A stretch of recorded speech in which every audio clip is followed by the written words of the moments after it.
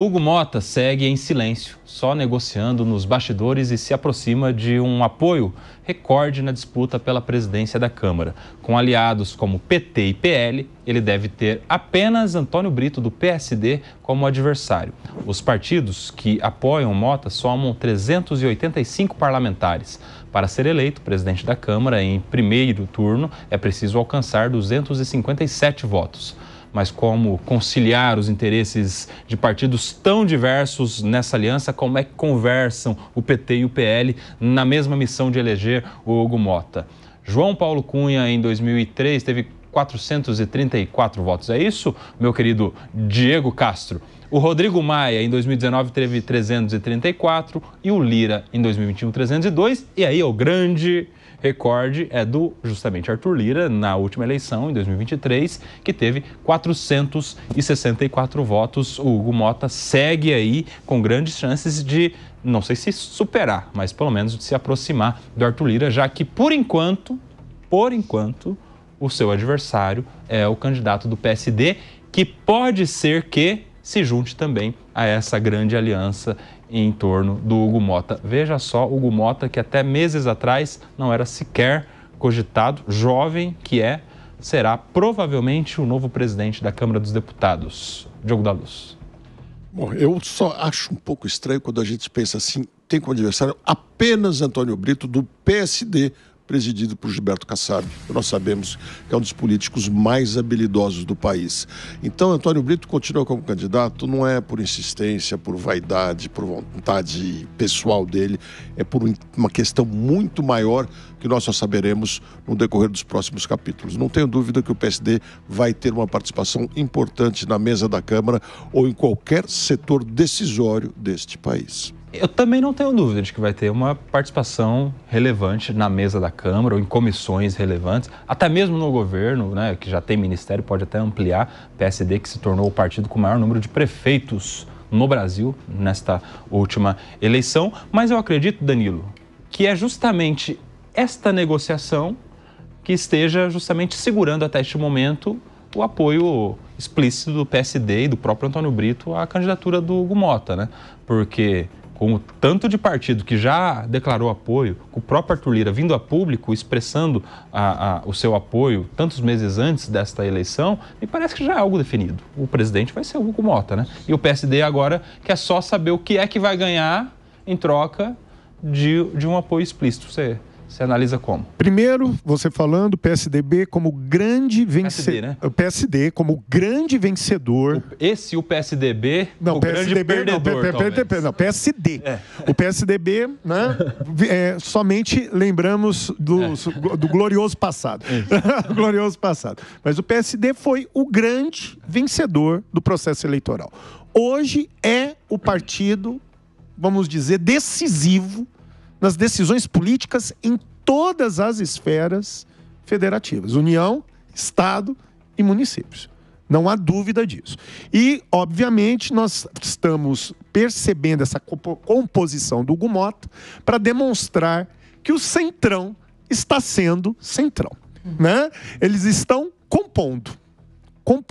Existe aqui uma realidade de ratificação do Mota, mas, obviamente, com, vamos dizer, estabelecimento de vantagens e posições para os partidos aliados, entre eles também o partido que nesse momento é oposição, mas vai compor com certeza a mesa aí. Mas veja que, olha só, na mesma condição que está o PSD, talvez não na mesma condição, mas em condição semelhante, estaria o MDB, que tem também muita relevância, estaria PP, de repente, outros partidos republicanos, todos esses já apoiaram, já se acertaram com o Hugo Mota. O PSD ainda está com esse pé atrás, ainda não está definido, talvez questão de dias ou semanas para isso se resolver. É uma estratégia do Gilberto Kassab? É diferenciado, né? O Kassab, como tem se tornado alguém... Estrategista. A gente falava um pouco do Michel Temer de articulador. O Gilberto Kassab, do PSD, tem se tornado esse novo grande articulador na política brasileira também, né? O cara que está no governo do Tarcísio e está no governo do Lula. Enfim, tem aí agora essa questão na participação da sucessão da presidência da Câmara. Eu acho que manter, né, essa candidatura é mais para fazer como é a questão da política mesmo, uma troca. Olha, eu tenho um certo... Eu sei que você tem grandes partidos junto a você, mas eu também tenho a minha força. Então, o que nós poderíamos trocar? É a minha visão, tá? Embora a gente tenha percebido alguns azarões, né, que avançaram. Agora, eu tenho uma dúvida, né, aí se alguém puder me ajudar, talvez o Danilo, por mais que os partidos tenham se unido, e aí daria o vencimento ou a vitória ao Mota, os partidos, as pessoas são obrigadas a votar junto com o partido? Porque uma coisa é ele ter a maioria com os partidos, como o Koba aqui disse, né? Outra coisa é obrigar os deputados a votarem junto com o partido. Aí, se alguém puder me ajudar, talvez... O voto é secreto, é uma das poucas votações que o voto é garantido por ser secreto, para que não haja uma eventual perseguição ao deputado que votar contra o vencedor. Né? Sim. Mas nessa hora tem lealdade, viu? Sem dúvida. O resultado disso... Prova disso a eleição do Arthur Lira, 464 votos. E tem um detalhe aí que incentiva os parlamentares a seguirem a orientação do partido nessa hora. Alguns detalhes, né? Nomeação em comissões e as emendas parlamentares para esses deputados, né? Porque isso tudo está vinculado ali no mesmo bolo, né, Furriela? Sem dúvida, né? Você tem uma série de pautas a serem votadas e tem umas negociações. A gente acha curioso tá, o PT e o PL juntos aí no apoio, né? Mas é porque a agenda do Congresso é uma agenda política e, infelizmente, ela não tem uma ligação ideológica. Acho que a gente teria que ter um pouquinho mais disso, né? Porque quando a gente vota num deputado ou num senador, a gente vota querendo que ele leve aqueles princípios que são nossos adiante, também numa hora dessas deveria ser, mas não é. Né? Então, acho que agora é pura composição política, o governo tem seus projetos para aprovar, entrou no barco, né, desse candidato, já imaginando que tem mais chance de levar adiante Arthur Lira, inclusive até sendo cotado a ser ministro, né, do governo Lula no futuro, justamente para esse tipo de facilitação. Mas é uma agenda puramente política, que não tem ligação com projetos com o país, mas sim propriamente um fluxo, política interna, digamos assim, do próprio parlamento. Quando eu disse centrão sendo centrão, é isso. Pragmatismo. Pragmatismo. Né? E o Furriela falou, né, dessa junção de PT e PL, a gente entende um pouco por que estão juntos, numa manifestação do próprio Bolsonaro, que esteve nestes dias aí no Senado Federal, numa peregrinação, justamente para que o PL apoie a candidatura do Davi Alcolumbre, do União Brasil, também do Centrão, e não mais lance uma candidatura própria, como fez na ocasião passada, quando o Rogério Marinho, do PL, foi candidato contra o atual presidente, Rodrigo Pacheco, e perdeu, naturalmente. Teve 32 votos contra 49 que foram do Rodrigo Pacheco. E o que o Bolsonaro falou foi o seguinte: lançamos uma candidatura, perdemos, não tínhamos como ganhar as eleições aqui no Senado, e durante esses 2 anos os parlamentares do PL foram verdadeiros zumbis, não participando de comissões, não tendo a relevância necessária nas decisões da casa, não participando da mesa diretora. Então, o que o Bolsonaro está falando é mais ou menos o seguinte: é melhor apoiar quem já vai ganhar e, em troca disso, ter um pouco mais de relevância, alguma comissão importante, algum cargo na mesa diretora, do que lançar uma candidatura fadada à derrota e depois ficar mais 2 anos sem relevância, né? Diferentemente do que aconteceu na Câmara dos Deputados, hoje a gente vê a junção de PT e PL também elegeu o Arthur Lira e pelo menos algumas comissões são do PL. A própria Comissão da Educação. Constituição e Justiça. Educação com o Nicolas Ferreira, Constituição e Justiça com a deputada... Caroline Detone, exato. Então, assim, é melhor participar do que... Eu falei uma coisa no Linha, Koba, que você acha que vocês vão concordar. É mais ou menos assim, como eles têm a maioria, eu não vou colar propaganda no poste errado. É mais ou menos, tipo isso. É mais ou menos isso, né? Então, olha, eu não vou, já que tem a maioria, não adianta eu pesar, porque eu não tenho peso para suportar uma contrapartida, né? E não seria o Gilberto Kassab que estávamos falando aqui, do PSD, aquele que iria seguir o mesmo caminho de erro que foi do PL lá atrás, de não, vou manter a candidatura do Antônio Brito, porque sou um partido importante, para perder e não participar. Então, ou seja, questão de dias ou semanas para daqui a pouco estar o PSD junto com todos esses outros partidos aí em torno da candidatura do Hugo Mota. Olha só, o empresário Pablo Marçal foi indiciado pelo uso de documento falso. A acusação se refere a um laudo médico contra o então candidato do PSOL à Prefeitura de São Paulo, Guilherme Boulos. Uma perícia da Polícia Federal concluiu que a assinatura do médico é falsa. Marçal prestou depoimento na sexta-feira por cerca de 3 horas na Superintendência Regional da Polícia Federal, na Lapa, zona oeste de São Paulo.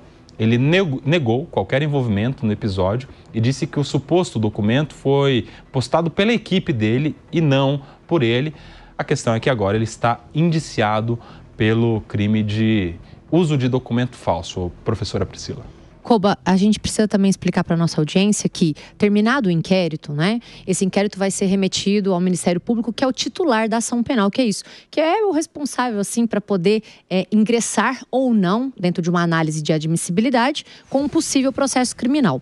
Só que aqui, Koba, a assessoria dele soltou, né, emitiu uma nota dizendo que foi célere a investigação, porque durou só 34 dias, e não se nega isso, né, a perícia já aprovou e já está lá. Tava difícil para essa perícia também, né? Não precisa ser o melhor perito do mundo para identificar a perícia já constatou que o documento é falso. Agora, eles disseram que vai ser declarado inocente. E nesse ponto eu quero aqui fazer, né, uma análise.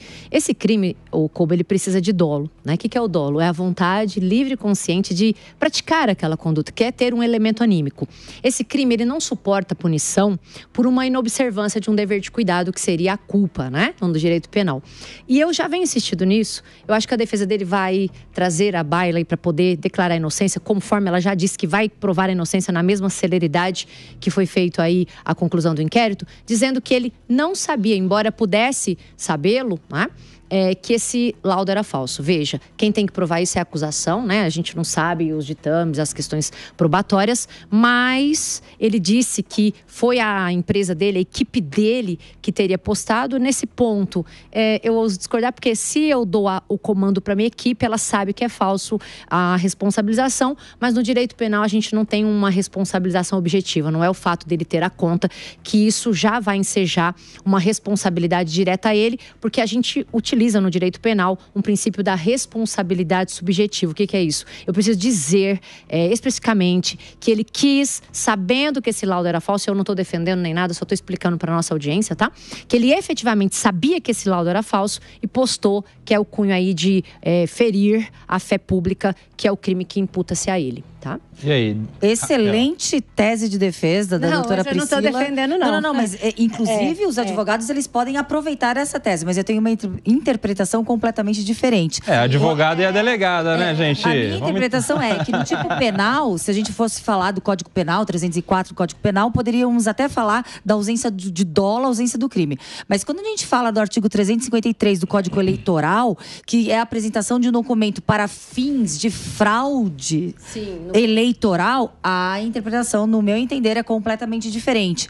Quando você apresenta um documento sem a análise da viabilidade, da veracidade ou não daquele documento, é óbvio que é para, no mínimo, atrapalhar o pleito eleitoral, para denigrir, para atrapalhar a imagem do adversário, mesmo que ali não tivesse sendo reputado um crime a ele. Então, no meu sentir, na minha leitura, eu corroboro a tipificação, a análise e o indiciamento do delegado da Polícia Federal. Aliás, indiciamento é um ato próprio e discricionário de autoridade policial, delegado da polícia, seja a Polícia Civil ou Federal. Obviamente, o Ministério Público acompanhará ou não, mas na maior parte o Ministério Público acompanha quando existe, assim, uma apresentação de um inquérito com um indiciado, para que no decorrer do processo seja ali avaliado. Mas, só finalizando, não é ainda motivo para inelegibilidade. Uma condenação no âmbito da Justiça Eleitoral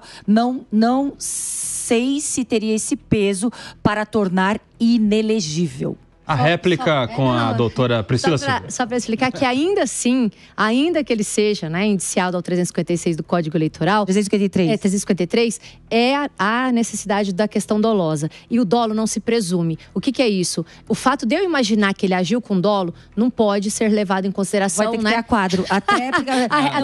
Vai ter. Então, eu não tô... Veja, eu não tô aqui... Eu acho que a investigação apurou, enfim, tem que... Indiciou. É isso. A investigação indiciou, é um ato privativo do delegado de polícia sobre questões probatórias. Eu não conheço o que está lá nos autos, né? Sim. O que eu estou dizendo é só para explicar para a nossa audiência, eu não disse que ele fez, nem que não fez, mas só que os tipos penais aqui mencionados, né? Eles exigem que o Estado prove para que ele possa ser condenado, que ele quis atrapalhar de fato. Claro, a gente presume que tenha sido isso. Ele jogou lá sabendo. Eu preciso ter a prova de que ele sabia, e não estou questionando se ele sabia ou não sabia, né? Mas eu tenho que provar, porque eu não posso simplesmente fazer uso disso e dizer e afirmar que ele sabia que ia atrapalhar o processo eleitoral, que eu acho que vai ser a defesa dele. Doutora Priscila... A tréplica com a delegada agora. Né? Réplica, tréplica. Doutora Priscila, caso eu precise, espero nunca precisar, eu com certeza a contratarei. Eu advogo para um monte de delegado. Não, porque realmente, claro que o direito, ele não é, você gosta dessa palavra, hermético, ele é passível à interpretação. Sim. Mas nesse sentido, não cabe nenhuma interpretação divergente, porque quando você apresenta um documento que diz que determinada pessoa é usuária e faz uso de drogas, sendo que pautou a campanha inteira nesse sentido dessa acusação, e que no final seria apresentada a prova do que está sendo falado, ele, no mínimo, ele tem um outro crime a responder: calúnia. Ou difamação, no caso, né? Porque ainda o artigo 28 do Código da Lei de Drogas, 11.343 de 2006... Ainda vale para cocaína. Descriminalizado o artigo do usuário, artigo 28. Então, ele tem alguns crimes ali a responder. Então, na minha leitura, ela acompanha fidedignamente a leitura do indiciamento do delegado do caso. Ele vai ser denunciado, provavelmente. E aí, gente, não sei se isso para a Justiça Eleitoral deve ou não ser considerado, que é justamente o potencial lesivo desse documento falso, né? Que mal pode fazer este uso de documento falso? Que, na minha opinião, não gerou, não teve resultado lesivo, até porque eu acho que se ele não publica este documento, ele está no segundo turno contra o Ricardo Nunes. E o Boulos foi contrário, O efeito foi contrário, ou seja, ele acabou não gerando prejuízo ao Guilherme Boulos. Pelo contrário, foi ele sair do... Mas o efeito lesivo não está no tipo penal. Consequência do efeito lesivo não está. É um crime de mera conduta? É um crime formal? É um crime material? Aí a gente vai entrar em outra aula aqui, hein? Exato. E aí? Com a devida vênia, deixando os artigos de lado, foi um ato autolesivo, concordo. Mas se eu passo um mês dizendo que eu tenho um documento, fácil de ver que é falso, mas que eu tenho documento, que eu sei que ele consome droga, e que eu vou provar, e que eu vou mostrar que a minha equipe, sem que eu saiba, publica na sexta-feira à noite. Eu venho em público e digo de própria voz que eu sei que foi publicado e acho que aquilo é verdadeiro, vou dizer depois, não, mas foi a minha equipe que publicou. Não dá. Isso aí é querer dar um deboche, um drible na inteligência da justiça. A gente está falando aqui no aspecto penal, mas no aspecto civil não tem chororô. Responsabilidade do preponente pelos atos do preposto, artigo 932, cumulado com 933 do Código Civil. Paulada na cabeça. Pois é. E todo aquele que comete um ato ilícito é obrigado a repará-lo. Então, se ele sentiu questão ligada ao dano moral, Koba, ele peça indenização. E é responsabilidade objetiva. Você sabe que assim, é interessante, né? Porque o Marçal, ele dá todo um tempero assim, midiático para essa notícia. Só que o próprio Marçal também, ele foi vítima durante a campanha inteira de que pesquise na internet Marçal e PCC. Inclusive no horário eleitoral gratuito, ou seja, dinheiro público, né? Porque a gente está falando de concessões, enfim. Dinheiro público de campanha sendo utilizado para vincular o Marçal com o PCC. Não tem uma investigação em que ele seja investigado de ter vínculo com o PCC. Fato. E outra, a gente lembra que nas campanhas eleitorais passadas não se podia fazer nenhum tipo de sugestão de vínculo com os crimes, com crime organizado, com nada disso, por prestígio da justiça eleitoral, a presunção de inocência. Ou seja, se você não tem uma condenação criminal por determinado crime ou por participação em organização criminosa, você não pode falar. Não pode falar isso. Por quê? Porque é ofender o princípio da presunção da inocência. E fizeram isso muito com o Marçal, fizeram isso muito com o próprio Ricardo Nunes também. Ou seja, presunção de inocência vale para uns, para outros não valeu tanto assim. É uma questão também de a gente ponderar, né? Será que em algum momento ele também não foi prejudicado no decorrer da campanha por um vínculo inexistente, completamente inexistente? Porque o laudo é falso, foi um documento, mas a afirmação de que ele é do PCC também é falsa. Foi verbalizado, vocalizado. Inclusive tem denunciação caluniosa no Código Eleitoral, tem os crimes contra a honra especificamente colocados lá, né, Kobo? Então é bom a gente até falar sobre isso. Eu acho que foi mais ou menos como se fosse uma retorção, claro que é extemporânea, né? É como se ele dissesse, eu fui... Mas ele não está usando esse argumento, né? Não está. Ele não está usando. A gente que está aqui... Sim, não, lógico. Elucubrando, né? Agora, rapidamente aqui, uma opinião de cada, uma pílula de cada. Vocês acham que o Marçal pode se tornar inelegível por conta deste documento falso? E aí? Manuel Furriela. Eu acho que não, não por conta das questões legais, a gente andou discutindo aqui, mas não me parece que esse é o caminho, o movimento que está acontecendo em relação a ele. Eu acho que não vai acontecer isso. Acho que ele vai continuar na parada aí e vai colaborar com a divisão da direita, né? Tem essa, né? E aí? Da mesma forma. Eu acredito que não só... inclusive, juridicamente, eu acho que a tese vamos dizer, volátil, como também politicamente é inadequado. Inclusive, fortalece sobre o perfil, vamos dizer, da vitimização.